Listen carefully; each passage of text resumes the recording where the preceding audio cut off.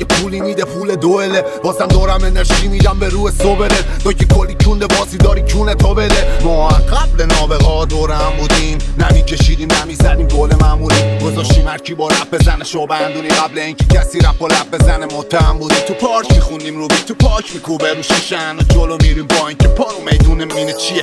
تو سربازی یا یه مولتی میلیونر یا یه بازنده یه چاقال که به زودی میسوزه. ما داشتیم واسه چه هدفی زور میزنیم، ها جواب شعب الهل داده تو توییتر.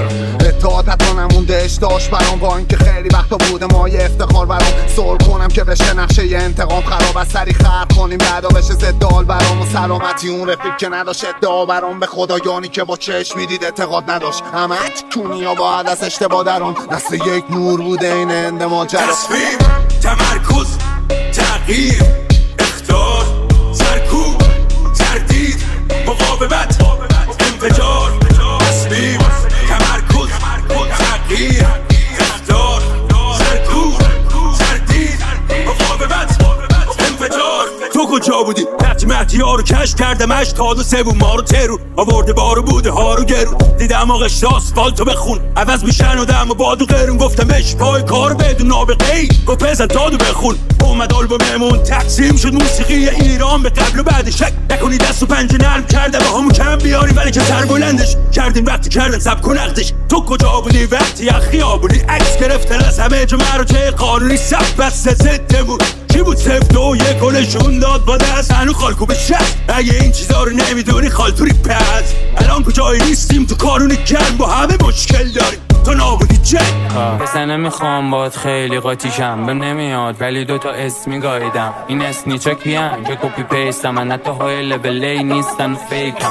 گفتم دوتا بفتم آخه روح جدا ساختم و نکشیدم مکافاتم. نمیفروشم الفو به مارکت بسه چون رپ کن نشد با دوتا های حد. زیر سیگار و فندک یکی شد تا صنعت، این رفیق شهرک رو دیوار تکمک. اپاک بی بیا پایین و نکن مرکز، این دیکو زدیم و تو لیوان و قفص. کل سیاه بی مغز شرقی خوش حساب شدن همه با وجه نقدی. رسمی کت شلوار رگولار دارم، بود بام کاری کرد که هوداد کاشم.